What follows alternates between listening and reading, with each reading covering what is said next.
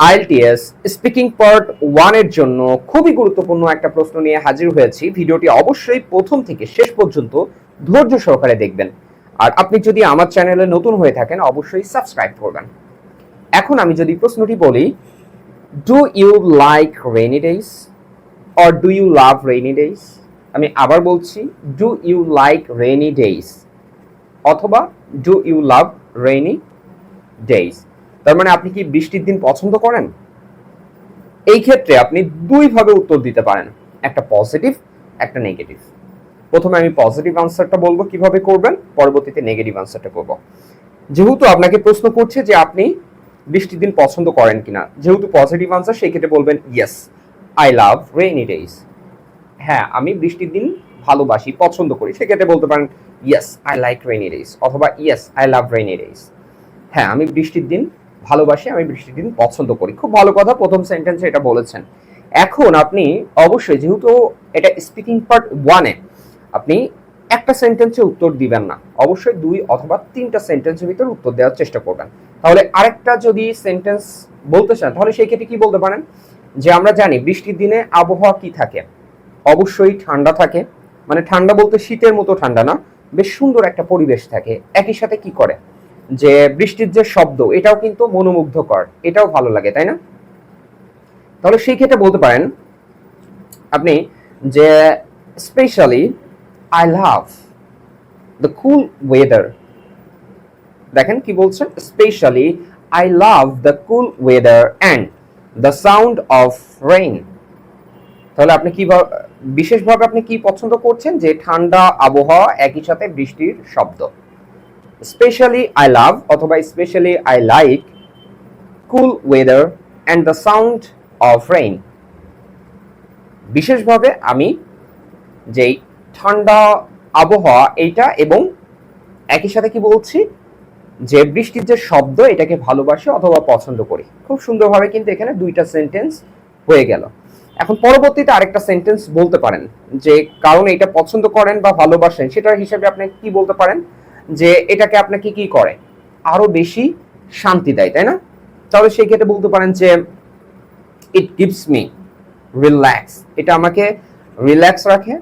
And কি বলতে পারেন, যে ইট মেক্স মিউ দিতে পারেন, ইট মেক্স মি, যে it makes me mind peaceful, যে আমার মনকে আরো শান্তিদায়ক করে ফেলে। বুঝতে পারছেন যে কি বলছি, it makes me mind peaceful, এটা আমাকে আরো শান্তিদায়ক করে ফেলে। অথবা it makes me relax and feel better, যে এটা আমাকে রিল্যাক্স দেয় এবং আরো ভালো অনুভব দিয়ে থাকে। তাহলে দেখেন আপনি এখানে 2টা অথবা 3টা বাক্য করেই খুব সুন্দরভাবে এই ধরনের প্রশ্নে পজিটিভ উত্তর দিয়ে ফেলতে পারছেন। এখন যদি আপনি নেগেটিভ উত্তর করতে চান, যে অনেকে আছে বৃষ্টির দিন পছন্দ করে না, সেটা খুবই কম মানুষ, তারপরেও এটা যদি উত্তর করতে চান তাহলে সেই ক্ষেত্রে কি বলতে পারেন, সেক্ষেত্রে যেহেতু ব্যক্তিগত বিষয়, আপনি বলতে পারেন personally I don't love rainy days so much. আমি ব্যক্তিগতভাবে বৃষ্টির দিন খুব একটা পছন্দ করি না। বলছেন কি, পার্সোনালি আই ডোন্ট লাভ অথবা I don't like rainy days so much, আমি বৃষ্টির দিন খুব একটা ভালোবাসি না বা পছন্দ করি না। স্পেশালি আই লাইক অথবা আই লাভ ড্রাই ওয়েদার। কি বলতে পারেন, যে কেন ভালোবাসেন না, কারণ আপনি ড্রাই ওয়েদার পছন্দ করেন, শুষ্ক একটা যে আবহাওয়া আছে সেটাকে আপনি পছন্দ করেন।